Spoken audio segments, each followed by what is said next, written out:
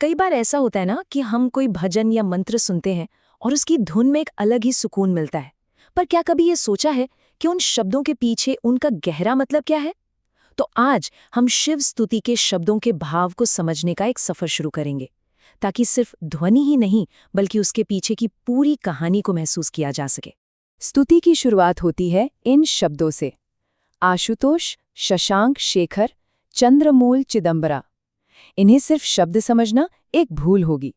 ये तो असल में शिव के स्वरूप का, उनकी पहचान का एक बहुत ही गहरा परिचय है। और यहीं से हमारी समझ का ये सफर शुरू होता है। तो सबसे पहला हिस्सा 1000 नामों का भजन। इसमें हम स्तुति को समझेंगे। देखिए, ये जो रचना है इसे स्तुति कहते हैं। स्तुति का सीधा सा मतलब है प्रशंसा में गाया गया कोई भजन। इसमें ना बार बार अलग अलग नामों और गुणों को दोहराया जाता है, और ऐसा करने के पीछे एक खास मकसद है: मन को भटकने से रोकना, उसे एक जगह पर फोकस करना और उस दिव्य शक्ति से जुड़ना जिसकी प्रशंसा हो रही है। दूसरा हिस्सा शिव की पहचान को समझना, और सवाल ये है कि नाम में क्या रखा है।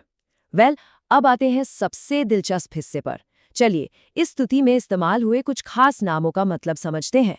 हर एक नाम शिव के एक अलग गुण को, एक अलग शक्ति को दिखाता है, और जब ये सारे नाम एक साथ आते हैं ना, तो उनकी एक पूरी तस्वीर बन जाती है। तो सबसे पहला नाम है आशुतोष। इसका मतलब है वो जो बहुत जल्दी, बहुत आसानी से खुश हो जाते हैं। ये नाम दरअसल ये बताता है कि शिव को प्रसन्न करने के लिए किसी बड़े दिखावे या आडंबर की जरूरत नहीं होती। एक भक्त की सच्ची श्रद्धा ही बस काफी है।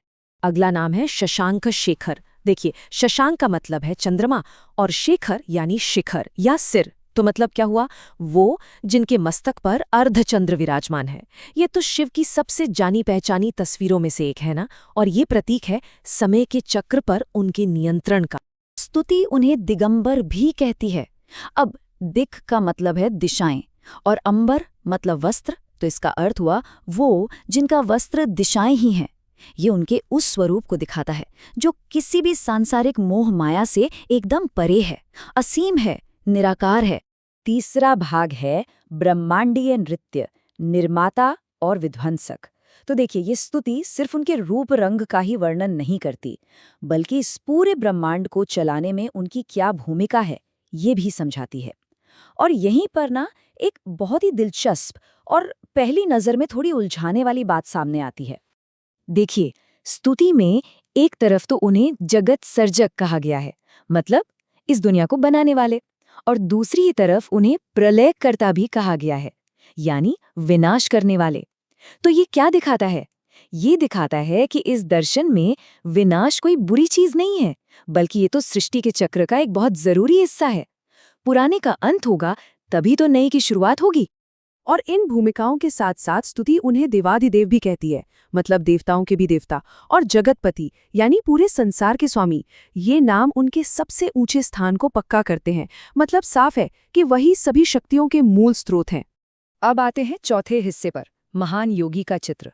इसमें हम उनके प्रतीक और गुणों को देखेंगे। तो अब इन बड़ी बड़ी ब्रह्मांडीय भूमिकाओं से आगे बढ़कर उनके उस स्वरूप को देखते हैं जिसका जिक्र स्तुति में बड़ी खूबसूरती से किया गया है, यानी उनके प्रतीक और उनके गुण।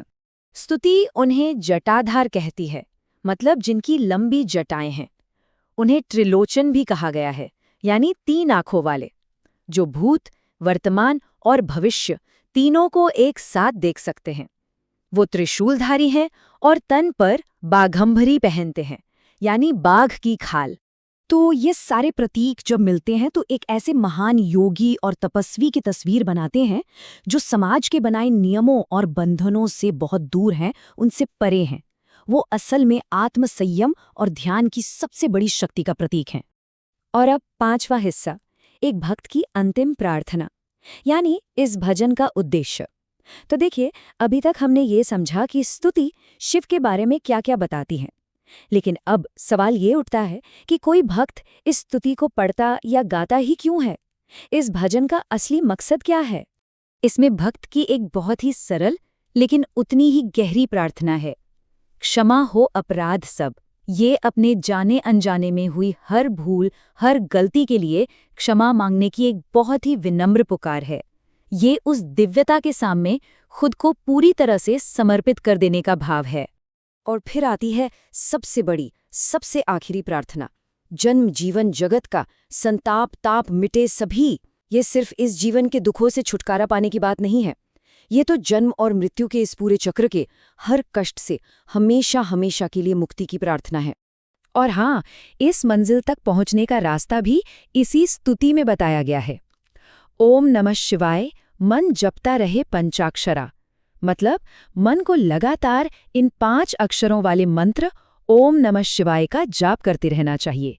यही तो साधना का मूल है, प्रशंसा से लेकर अभ्यास तक का सीधा रास्ता। तो देखा जाए तो ये स्तुति सिर्फ नामों और प्रतीकों का अर्थ ही नहीं बताती, बल्कि एक गहरे आध्यात्मिक अभ्यास की तरफ ले जाती है। और ये हमें इस सवाल पर सोचने के लिए छोड़ देती है कि आखिर ध्वनि की, इन शब्दों की, परमात्मा से जुड़ने के इस सफर में क्या भूमिका हो सकती है।